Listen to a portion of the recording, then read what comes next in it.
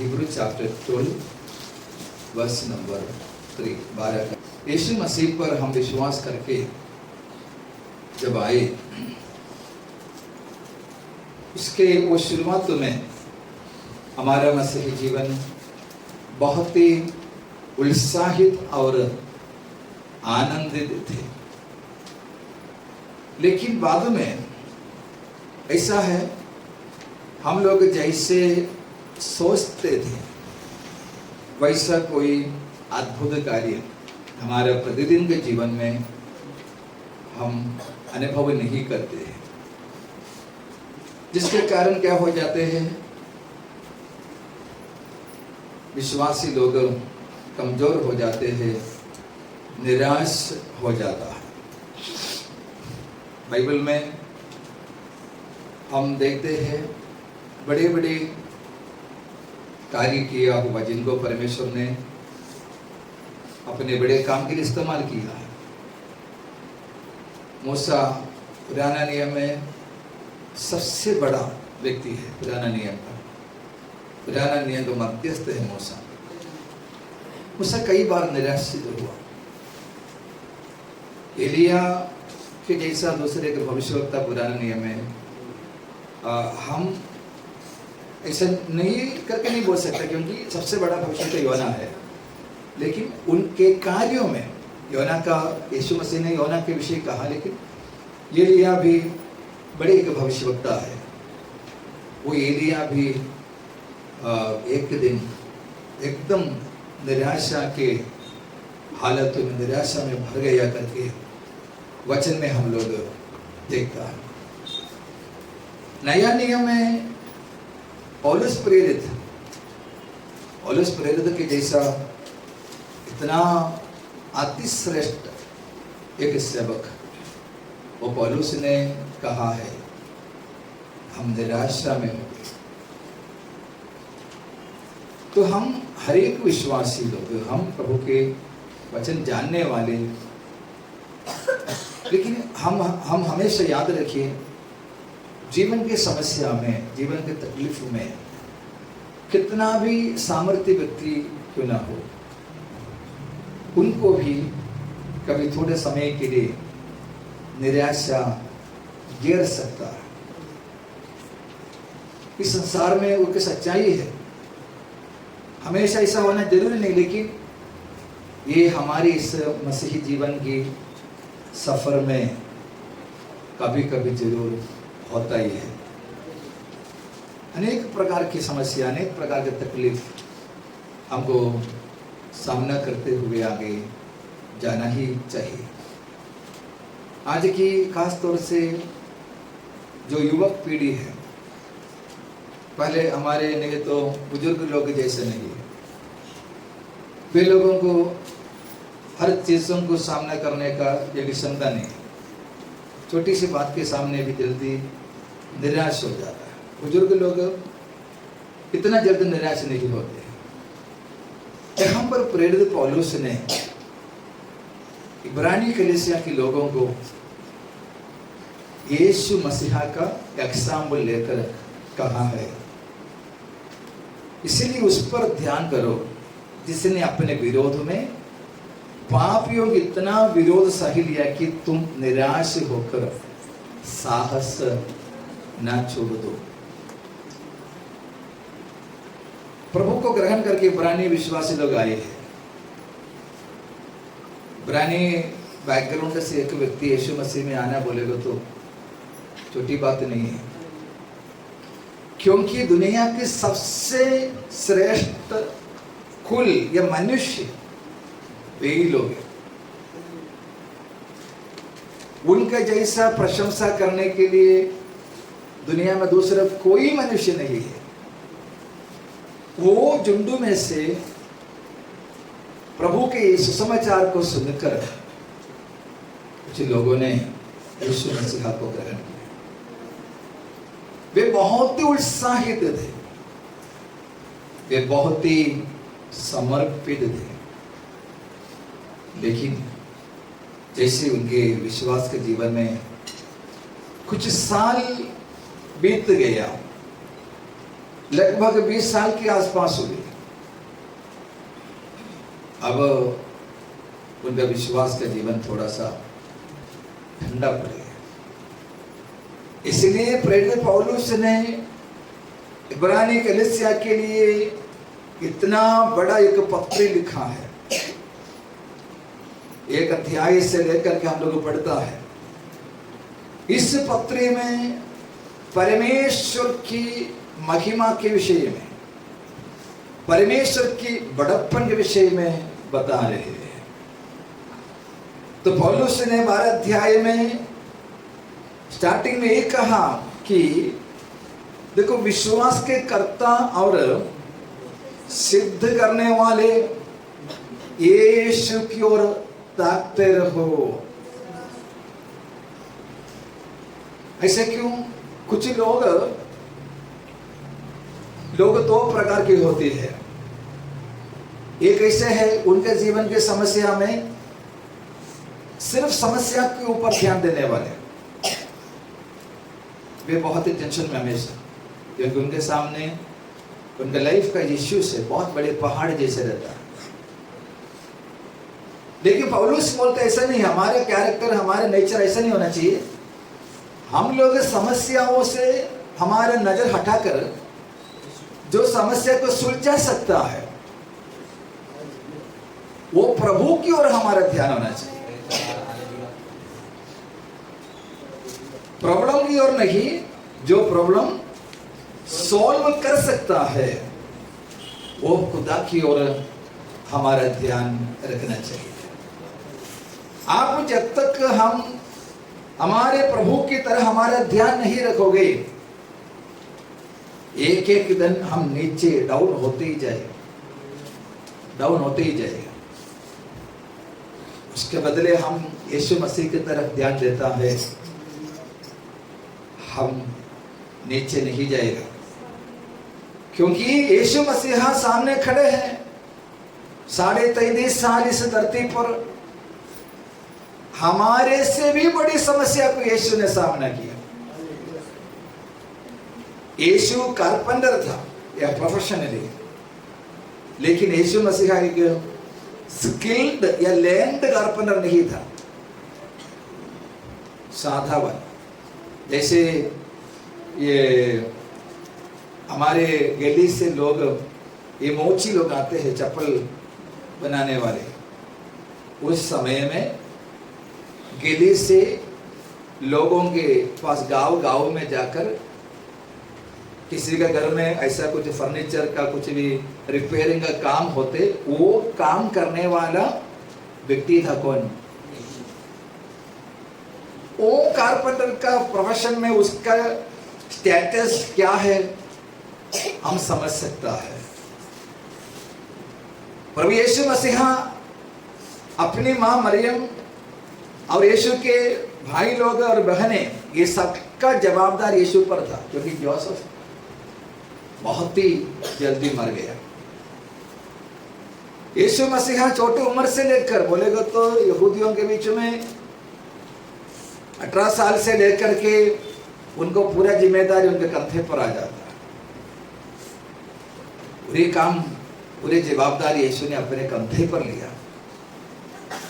कठिन मेहनत किया। यीशु ऐसे ही था।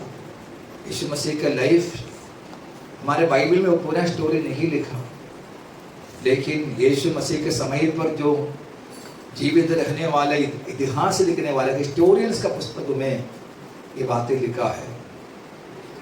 तो यीशु मसीहा को फिजिकली और मेंटली इतना स्ट्रगल उठाना पड़ा। यीशु को लोगों ने ऐसे बोलता था, वो वेश्या का पुत्र है। हर प्रकार के दबावों में, हर प्रकार के दर्दों के बीच में यीशु मसीहा ने 33.5 साल इस धरती पर जिया। क्यों? यीशु मसीह के पीछे चलने वाले हम लोगों को अगर हिम्मत बढ़ना है, यीशु मसीहा हमसे भी अधिक क्लेश सहना जरूरी था। Praise the Lord. मैं प्रभु को धन्यवाद और स्तुति करता हूं। तो एक विश्वासी के जीवन में निराशित होने का कई कारण है। इब्रानियों की पत्री के आधार पर हम देखते हैं, वचन में हम लोग पढ़ते हैं कि इब्रानियों की पत्री में 3 अध्याय का 12 से लेकर के कुछ वचन पढ़ो। एक व्यक्ति, एक विश्वासी निराशित होने का एक कारण यह है, उनके सामने पहले जितना विश्वास था उनके जीवन में, वो विश्वास धीरे धीरे कम होते जाते हैं। विश्वास कम क्यों होते हैं? इसलिए कम होता है, हम जो विश्वास करते हैं, तो जो चाहते हैं, जब वो हमें नहीं मिलता है, वो हमें नहीं मिलता है, क्योंकि हमारा हमेशा का विचार ऐसा है, प्रभु हर दिन मुझे भरपूरी से चलाना चाहिए। वो आशा हमारे अंदर है। ये विचार लोगों में ज्यादा से ज्यादा 30 या 35 साल से ये सारे विचार आया। पहले विश्वासी लोग वो विचार नहीं था। उनको जीने के लिए जो चाहिए, वो जरूरतों के लिए वो प्रार्थना करता था। लेकिन अभी हमारा मन तो बदल गया। अब बोलेगा तो दुनिया, हमारे पड़ोस में रहने वाले लोगों से भी हम बहुत ही खुश होना चाहिए। हमारे घर में खाने के लिए तो है, रहने के लिए घर तो है, पहनने के लिए कपड़ा भी है, लेकिन हमारा मन उसी में इतना भरता नहीं है। हम एवरी डे, एवरी मोमेंट हम लोग एक भरपूरी चाहते हैं। हमारे मन पसंद की चीजों को हम चाहते हैं। अगर वो नहीं मिला तो हम निराश हो जाता है। ऐसा तो वो विश्वास कम होते होते लास्ट में वो अविश्वासी बन जाता है।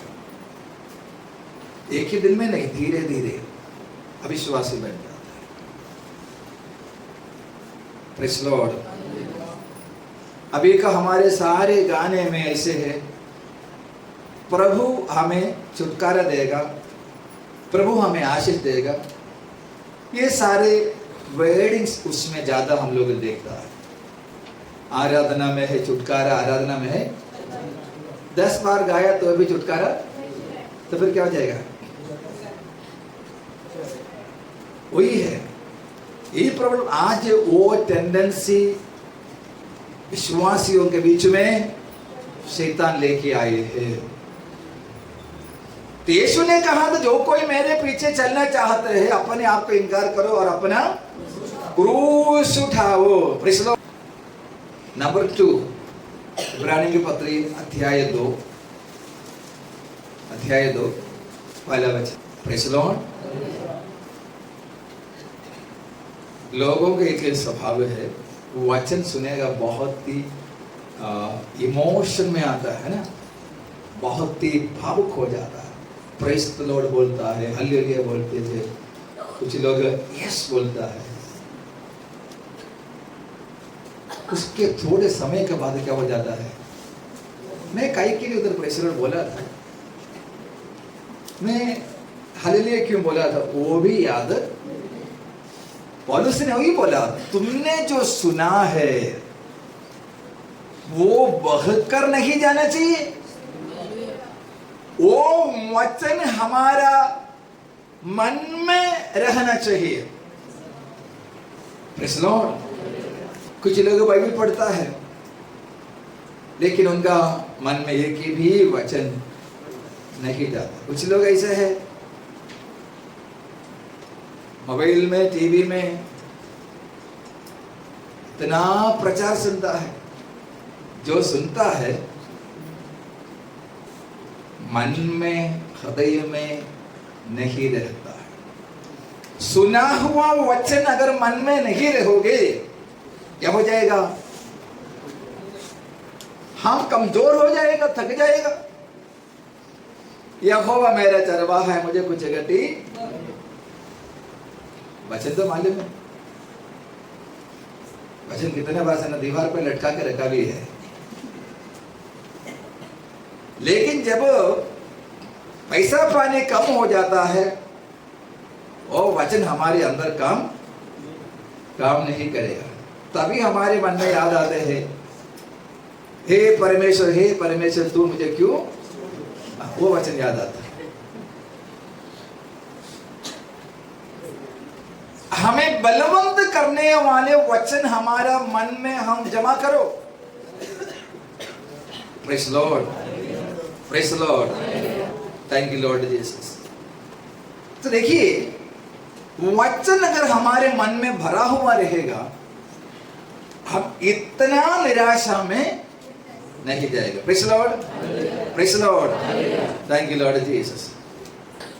खुश रहो, प्रभु हमारे साथ है। आमीन। वचन हमारे मन में, हालेलुया। हम विश्वास करना चाहिए, मेरे बुराई के लिए मेरा परमेश्वर कुछ भी नहीं करेगा। वचन मन में जमा करके रखो। नंबर 3 वचन में हम लोग पढ़ते हैं 5:12 में, 11 और 12 पढ़िए। इसीलिए कि तुम ऊंचा सुनने लगे, बोलेगा तो क्या है? मतलब हल्के से बोलने से उनको सुनाई, बार बार मतलब वो सुन कर उसका कान सुन हो गया। इसलिए क्या करना पड़ता है? ऊंचा सुनाना पड़ते हैं। पढ़िए आगे 12। हम लोगों को आत्मिक बढ़ोतरी चाहिए, आत्मिक उन्नति। Praise Lord, praise Lord. आत्मिक उन्नति बोलेगा तो कई लोग सोचता है मेरा प्रार्थना के समय ज्यादा मैं कर रहा हूँ, मैं गाना ज्यादा गाता हूँ, अन्य भाषा ज्यादा बोलता हूँ। वो सब आत्मिक उन्नति का एक साइड है। आत्मिक उन्नति में ये भी है, जब हमारे सामने इतने तूफान आंधी जैसे आते हैं, वो समय में हम क्या करें? खड़े रहना चाहिए। वही आत्मिक उन्नति। प्रभु हमको क्या करेंगे ना? प्रभु चले, हमें प्रभु छोड़ेगा नहीं। मैं कोई इंसान को देखते हुए नहीं निकले, यीशु मेरे साथ है। अपने आप को 10 बार बोलो, हम अपने मन से बोलो, प्रभु मेरे साथ है। दाऊद नहीं बोला, हे मेरे मन तू क्यों निराशित हो? हम अपने हृदय, अपने मन में, अपनी आत्मा से कहे, यीशु मेरे साथ है। तो वो है आत्मिक बढ़ोतरी, आत्मिक उन्नति। Praise Lord. वचन अंदर रहना चाहिए, वचन में हम बढ़ना चाहिए। Praise Lord. वचन में मजबूत हो जाए, वचन की वो अन्न, वचन जो भी अन्न जो है हमारे अंदर भरे। Praise the Lord, praise the Lord. और देखिए, आत्मिक जो परिपक्व होना, सिद्धता, स्पिरिचुअल मैच्योरिटी हमें प्राप्त करना है। कभी तो संडे मीटिंग में आते हैं तो किसी के पास दानार्पण के लिए पैसा नहीं, समझो, आपने फालतू खर्चा नहीं किया। फालतू खर्चा करके जिनके पास नहीं रहते उनके बारे में नहीं बोल रहा। अचानक से बीमार पड़ गए, डॉक्टर के पास जाना पड़ा, आपके हाथ में 1 रुपया भी नहीं है, मैं चर्च में जाएगा तो कैसे होगा? उस समय हम इतना निराशित मत हो, आज मेरे पास नहीं है, कल प्रभु मुझे दे देगा। इस प्रकार से हम सोचे ना, मेरा परिस्थिति को परमेश्वर कल बदलेंगे, ये विचार हमारे अंदर आना चाहिए। और देखिए 10 अध्याय में आते समय इब्रानी कलीसिया के लोगों के विषय में है, चैप्टर 10 32 से लेकर पढ़ेंगे। समस्याओं में हम या क्या करना चाहिए, वो पिछले बातों को स्मरण करो। जब तुम्हारे सामने कई समस्या आया था, तभी क्या किया है, दुखों की बड़े संघर्ष में तुम क्या किए, स्थिर रहे।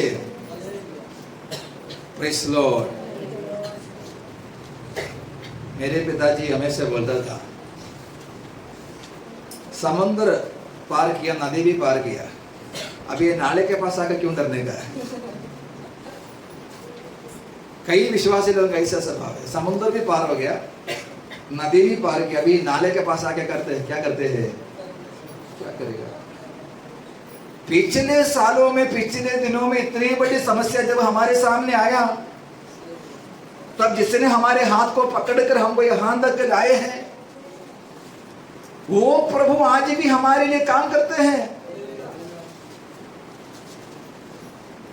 वो प्रभु हमें अभी भी हमारे साथ में है। हालेलुया। मैं प्रभु का धन्यवाद और स्तुति करता हूं। तुमको क्या हो जाते हैं, निंदा और क्लेश सहते हुए तमाशा बने, और कभी योग्य तुम उनके साथी हुए जिनकी दुर्दशा की जाती थी। यीशु मसीह हमारा उद्धार करता है, तो प्रभु यीशु के राज्य में हम जाने के लिए बैठा है। प्रभु में आने के बाद अब तक कोई क्लेश नहीं आया, अभी तक कुछ तकलीफ नहीं उठाया। यीशु मसीह के साथ खड़े रहने का क्या योग्यता है। पुराने नियम के भक्त लोगों के बारे में देखते, इतने सारे क्लेश सहा, तो भी वे प्रभु में बने रहा। हालेलुया। मैं प्रभु का धन्यवाद और स्तुति करता हूं। In the name of Jesus. अपने संपत्ति भी क्या किया, ये उस समय के विश्वास है कि अपने संपत्ति आनंद से, कोई हमारा संपत्ति लूटने के लिए आया तो क्या बोला, लेके जाओ भाई, लेके जाओ। यीशु ने वही बोला। विश्वास के जीवन बोलेगा तो सब कुछ मेरे तरफ आने दो। बोलिए, प्रभु में आने से संपत्ति को भी खोना पड़ा। अभी ऐसे विश्वासी लोग नहीं है, कम है, लेकिन एक समय था यीशु मसीह पर विश्वास करने से उनका जमीन जायदाद सब कुछ खोना पड़ा। वही हमारा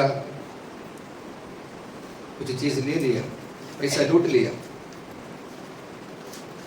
ठीक है, जो लिया है परमेश्वर वो देखता है। जो हमें मिलने को हमारे हक तो मिला नहीं, परमेश्वर देगा। Praise Lord. हमारे लक्ष्य ये चीजों पर नहीं है, हमारे लक्ष्य हमारा प्रभु है।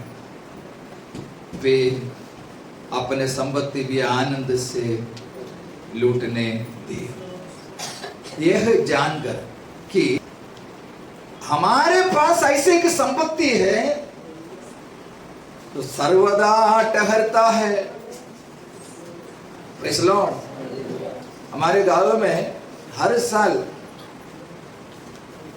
ये पहाड़ गिर जाते हैं, पहाड़ टूट कर गिर जाते हैं।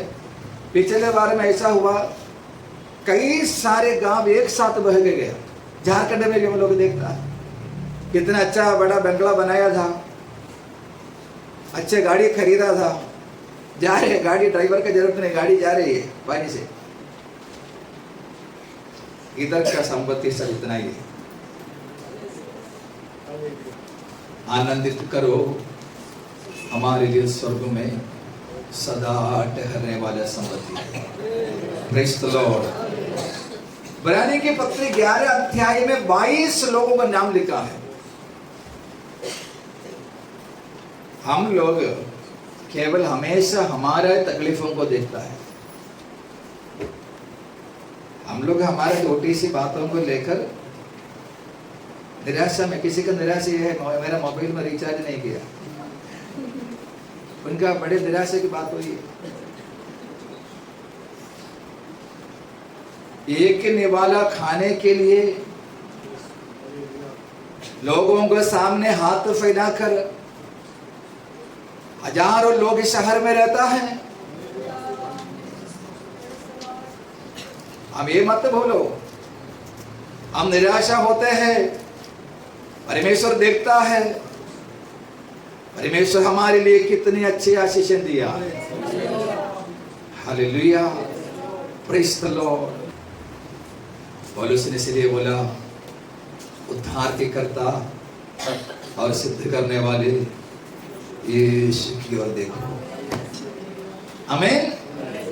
हम सबको एक ही नमूना है, हमारे प्रभु यीशु, उसकी ओर देखो। कोई विश्वासी का, कोई पास्टर का, कोई भाई बहनों की तरफ देखने से हमारा निराशा नहीं हटेगा। यीशु हमारे सामने है। In the name of Jesus। हमारे लिए इस धरती का जीवन कुछ समय के लिए है। 11वें अध्याय में पौलुस ने इस प्रकार से कहा, परमेश्वर स्वयं शिल्पी और नींव डाला हुआ वो शहर के लिए अब्राहम इंतजार करते रहा, तो हमें भी उस शहर का इंतजार करना होगा। हालेलुया। यीशु वादा दिया, संसार में तुम्हें क्लेश है, ढाढ़स बांधो, मैं संसार पर जय पाया।